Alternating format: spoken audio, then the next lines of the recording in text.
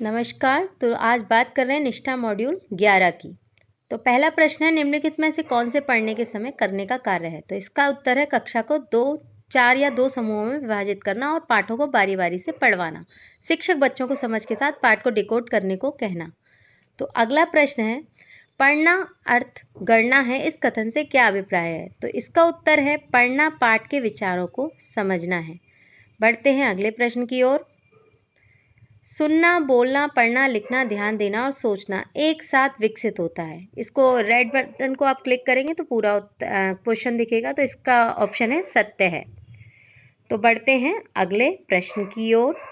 जब बच्चे स्कूल में प्रवेश करते हैं तो इसका सही उत्तर है मौखिक कर्ण साधनों के माध्यम से भाषा के साथ परिचित कराना है। बढ़ते हैं अगले प्रश्न की ओर। निम्नलिखित में से कौन सा कथन सही है? मातृभाषा दूसरी भाषा की शिक्षा में हस्तक्षेप करती है। इसके सारे ऑप्शन आपको दिखाई देंगे रेड बटन को क्लिक करने पे। तो इसके ऑप्शन सही हैं तीसरे और चौथे। तो कथन थर्ड और फोर्थ सही है। बढ़ते हैं अगले प्रश्न की ओर। तो अगला प्रश्न है हमारा,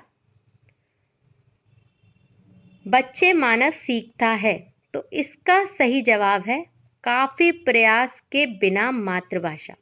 भाषा सीखने में केंद्रीयता का अर्थ है कि सभी विषय वस्तु सीखना मूल रूप से भाषा सीखना है। बढ़ते हैं अगले प्रश्न की तरफ। मातृभाषा आधारित बहुभाषिकता क्या है?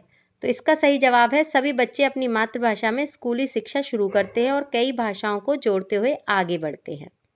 बढ़ते हैं अगले प्रश्न की तरफ। भाषा सीखने की रणनीति के रूप में बहुभाषिकता का क्या अर्थ है?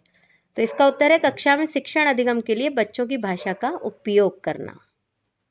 एक पूर्व पठन कार्य का उद्देश्य है पाठ के विचारों के साथ सीखने वाले के पिछले अनुभव और ज्ञान को जोड़ना।